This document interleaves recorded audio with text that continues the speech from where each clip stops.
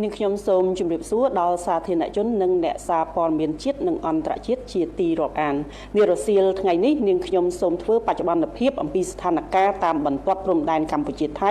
ក្នុងភូមិសាស្ត្រ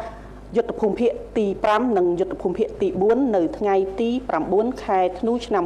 2025នេះសូមគូបញ្ជាក់ផងដែរថាភាគីថៃបានបន្តរំលោភបំពានលើបទជបាញ់និងសេចក្តីថ្លែងការណ៍រួមស្តីអំពីកិច្ចព្រមព្រៀងសន្តិភាពរវាងកម្ពុជាថៃដែលភាគីទាំងពីរបានចុះហត្ថលេខាកាលពីថ្ងៃទី26ខែតុលាឆ្នាំ2025ដោយបន្តធ្វើសកម្មភាពឈ្លានពានប្រដាប់អាវុធសារជាថ្មីមកលើបូរណភាពទឹកដីរបស់កម្ពុជាដោយប្រើប្រាស់កម្លាំងយោធាកងយោធពលខេមរភូមិន្ទគោរពជានិច្ចនៅការសម្រេចចិត្តរបស់រាជរដ្ឋាភិបាលក្នុងការដោះស្រាយបញ្ហាព្រំដែនដោយសន្តិវិធីនិងការពារបូរណភាពទឹកដីក្នុងដែនអធិបតេយ្យរបស់កម្ពុជានិងគោរពនៅបទឈប់បាញ់យ៉ាងម៉ឺងម៉ាត់និងការពារសុខសុវត្ថិភាពរបស់ប្រជាជនស្លូតត្រង់ដោយសារសកម្មភាពដ៏កក្លឿនរបស់យោធាថៃដែលបានបើកការបាញ់ប្រហារមុននិងឈ្លានពានមកលើដែនអធិបតេយ្យស្របច្បាប់របស់កម្ពុជាកងកម្លាំងកម្ពុជាគ្មានជំរើសអ្វីក្រៅពីការប្រើប្រាស់សិទ្ធិការពារខ្លួនក្នុងដែនអធិបតេយ្យនិងបូរណភាពទឹកដីរបស់ខ្លួនប្រយុទ្ធប្រឆាំងនឹងការឈ្លានពានខុសច្បាប់មកលើបូរណភាពទឹកដីរបស់កម្ពុជាដោយយោធាថៃដោយមានចែងនៅក្នុងមាត្រា51នៃធម្មនុញ្ញអង្គការសហប្រជាជាតិក្នុងន័យនេះកងយោធពលខេមរភូមិន្ទបដិញ្ញាឥតងាករេក្នុងការការពារអធិបតេយ្យបូរណភាពទឹកដីនិងសុវត្ថិភាពរបស់ប្រជាជនប្រឆាំងនឹងអំពើឈ្លានពានដ៏កម្រោលនិងសាហាវឃោរឃៅរបស់ថៃមកលើកម្ពុជាក្រសួងការពារជាតិសូមគូបញ្ជាក់ផងដែរថាគោលដៅនៃការវាយប្រហារការពារខ្លួនរបស់កម្ពុជាគឺផ្ដោតតែលើគោលដៅរបស់យោធាថៃប៉ុណ្ណោះមិនមែនសំដៅដល់គោលដៅជនស៊ីវិលនិងទីកន្លែងស៊ីវិលនោះទេកម្ពុជាតែងតែប្រកាន់ខ្ជាប់នូវការគោរពនិងអនុវត្តនៅរាល់កាតព្វកិច្ចទាំងឡាយដែលស្ថិតនៅក្រោមច្បាប់អន្តរជាតិនិងជាពិសេសច្បាប់មនុស្សធម៌អន្តរជាតិយ៉ាងម៉ឺងម៉ាត់និងច្បាស់លាស់បំផុតទង្វើដ៏កម្រោលនិងខុសច្បាប់របស់ភាគីថៃនេះគឺជាការរំលោភបំពានយ៉ាងធ្ងន់ធ្ងរនៅបទឈប់បាញ់ដែលប្រទេសទាំងពីរបានឯកភាពគ្នាកាលពីថ្ងៃទី28ខែកក្កដាឆ្នាំ2025នៅទីក្រុងកូឡាឡាំពួរប្រទេសម៉ាឡេស៊ីដែលសហរដ្ឋអាមេរិកនិងចិនធ្វើជាសាក្សីនិងសេចក្តីថ្លែងការណ៍រួមស្តីអំពីកិច្ចព្រមព្រៀងសន្តិភាពរវាងកម្ពុជាថៃដែលភាគីទាំងពីរបានចុះហត្ថលេខាកាលពីថ្ងៃទី26ខែតុលាឆ្នាំ2025ដែលជាកិច្ចខិតខំប្រឹងប្រែងផ្ទាល់របស់ឯកឧត្តមប្រធានាធិបតី Donald Trump និងឯកឧត្តមនាយករដ្ឋមន្ត្រីម៉ាឡេស៊ី Anwar Ibrahim ក៏ដូចជាកិច្ចព្រមព្រៀងទ្វេភាគីទាំងឡាយដែលសម្រេចបាននៅក្នុងកិច្ចប្រជុំវិសាមញ្ញកិច្ចប្រជុំពិសេសនៃគណៈកម្មាធិការព្រំដែនទូទៅកម្ពុជាថៃ GBC និងគណៈកម្មាធិការព្រំដែនថ្នាក់យុទ្ធភូមិភាគកម្ពុជាថៃ RBC នេះខ្ញុំសូមអនុញ្ញាតជម្រាបជូនអំពីស្ថានភាពនៅក្នុងយុទ្ធភូមិភាគទី5យោធាថៃបានធ្វើសកម្មភាពបាញ់ប្រហារបន្តរហូតឥតដាច់ស្ទើរពេញមួយយប់នៅក្នុងភូមិសាស្ត្រយុទ្ធភូមិភាគទី5ចាប់តាំងពីវេលាម៉ោង 12:59 នាទីរំលងអាធ្រាត្រថ្ងៃទី9ខែធ្នូឆ្នាំ2025យោធាថៃបានបើកការបាញ់ប្រហារមកលើកម្ពុជាកាន់តែខ្លាំងឡើងនៅភូមិសាស្ត្រស្រុកថ្មពួកខេត្តបន្ទាយមានជ័យបានបណ្ដាលឲ្យប្រជាពលរដ្ឋស៊ីវិលដែលកំពុងធ្វើដំណើរលើផ្លូវជាតិលេខ56បាត់បង់ជីវិតចំនួន2នាក់ដោយសារគ្រាប់ផ្លោងរបស់យោធាថៃនិងបន្តបាញ់ប្រហារនៅវេលាម៉ោង 4:58 នាទីរហូតដល់វេលាម៉ោង 5:25 នាទីយោធាថៃបានប្រើប្រាស់ drone ខ្នាតធំហោះស៊ើបការចូលក្នុងភូមិសាស្ត្រភ្នំត្រងោលនិងបានធ្វើសកម្មភាពបាញ់ផ្សែងពុលនៅក្នុងតំបន់នោះលុះមកដល់វេលាម៉ោង 5:30 នាទី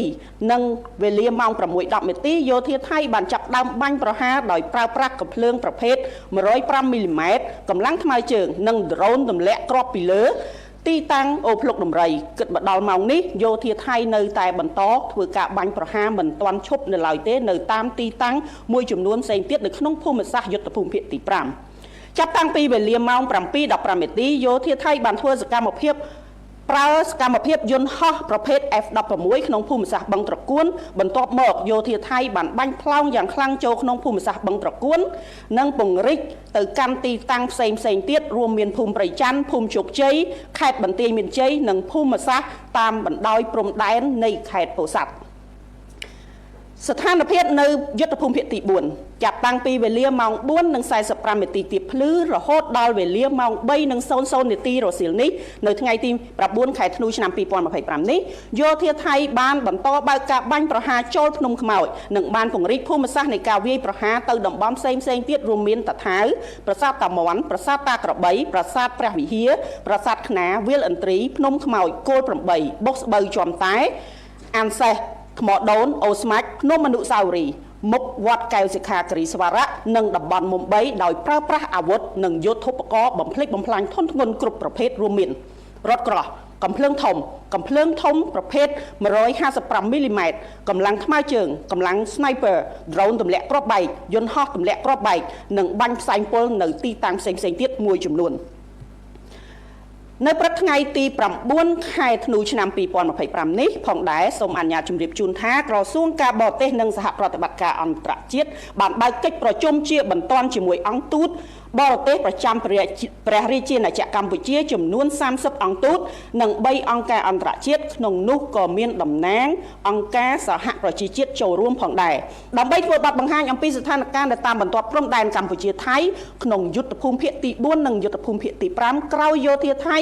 បានបើកការបាញ់ប្រហារឈ្លានពានមកលើកម្ពុជាដែលសកម្មភាពនៃការរំលោភបំពានលើបទឈប់បាញ់និងសេចក្តីថ្លែងការណ៍រួមស្តីពីកិច្ចព្រមព្រៀងសន្តិភាពរវាងកម្ពុជាថៃ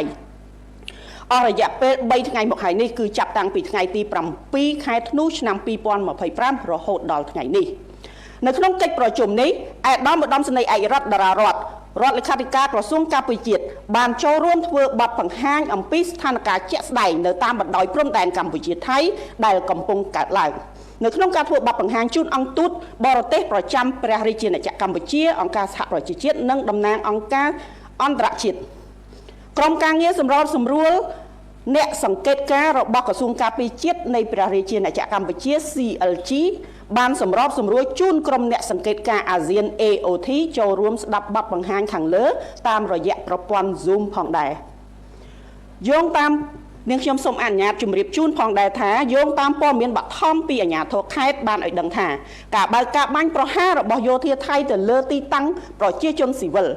ចូលជ្រៅទៅក្នុងភូមិអ្នកស្រុកប្រមាណ28គីឡូម៉ែត្រនៅក្នុងភូមិសាស្ត្រខេត្តបន្ទាយមានជ័យដែលចាប់តាំងពីថ្ងៃទី28ខែធ្នូឆ្នាំ2025រហូតដល់ថ្ងៃទី9ខែធ្នូឆ្នាំ2025នេះគិតត្រឹមវេលាម៉ោង 6:00 នាទីព្រឹកនេះបានបណ្ដាលឲ្យប្រជាពលរដ្ឋស៊ីវិលកម្ពុជាចំនួន7នាក់បានបាត់បង់ជីវិតនិង20នាក់បានរងរបួសគួរឲ្យកត់សម្គាល់ផងដែរថានៅថ្ងៃទី9ខែធ្នូឆ្នាំ2025នេះសកម្មភាពដ៏កម្រោលរបស់យោធាថៃជាការបើកការបាញ់ប្រហារដែលមិនរើសគោលដៅចូលទៅទីប្រជុំជនដែលមានប្រជាពលរដ្ឋស៊ីវិលរស់នៅជាពិសេសទៅកាន់សាលារៀនរបស់កុមារនិងបានបំផ្លិចបំផ្លាញប្រាសាទប្រាសាទតាក្របីដែលជាទីសក្ការៈរបស់កម្ពុជាទង្វើដ៏សាហាវនេះបង្ហាញអំពីភាពអសិលធម៌ដែលបង្ហាញពីការប្រមាថមាក់ងាយដល់វប្បធម៌អរិយធម៌និងជាទីសក្ការៈមរតកមនុស្សជាតិជាពិសេសមរតកវប្បធម៌ដែលដូនតាខ្មែរបានកសាងបន្សល់ទុកមានតម្លៃមិនអាចកាត់ថ្លៃបានក្រសួងការពារជាតិនិងកងយោធពលខេមរៈភូមិន្ទបន្តគោរពនិងអនុវត្តឥតងាករេនៅរាល់ការសម្រេចចិត្តរបស់រាជរដ្ឋាភិបាលនៃព្រះរាជាណាចក្រកម្ពុជាក្នុងការដោះស្រាយបញ្ហាដោយសន្តិវិធីស្របតាមច្បាប់អន្តរជាតិដើម្បីការពារអធិបតេយ្យនិងបូរណភាពទឹកដីព្រមទាំងសុខសុវត្ថិភាពរបស់ប្រជាជនកម្ពុជាទន្ទឹមនឹងនេះកម្ពុជាសូមអំពាវនាវឲ្យភាគីថៃវិលត្រឡប់មកអនុវត្តវិញនៅបទឈប់បាញ់និងសេចក្តីថ្លែងការណ៍រួមស្តីពីកិច្ចព្រមព្រៀងសន្តិភាពកម្ពុជាថៃដែលបានចុះហត្ថលេខាកាលពីថ្ងៃទី26ខែតុលាឆ្នាំ2025ក្រោមការធ្វើជាសាក្សីរបស់ឯកឧត្តមប្រធានាធិបតីដូណាល់ត្រាំនិងឯកឧត្តមនាយករដ្ឋមន្ត្រីម៉ាឡេស៊ីអាន់វ៉ាអ៊ីប្រាហ៊ីមជាប្រធានបដូវវេនអាស៊ានសូមគូបញ្ជាក់ផងដែរថាគិតមកដល់ម៉ោងនេះកងកម្លាំងរបស់កម្ពុជានឹងបន្តឈរជើងយ៉ាងរឹងមាំក្នុងការបំពេញតួនាទីរបស់ខ្លួនដើម្បីការពារបូរណភាពទឹកដីរបស់កម្ពុជាចាសសូមអរគុណនាងខ្ញុំសូមបញ្ចប់ការធ្វើបច្ចុប្បន្នភាពនៅត្រឹមនេះនៅសភាពការផ្សេងៗទៀតនឹងខ្ញុំនឹងបញ្ជាក់ជូននាពេលក្រោយសូមអរគុណ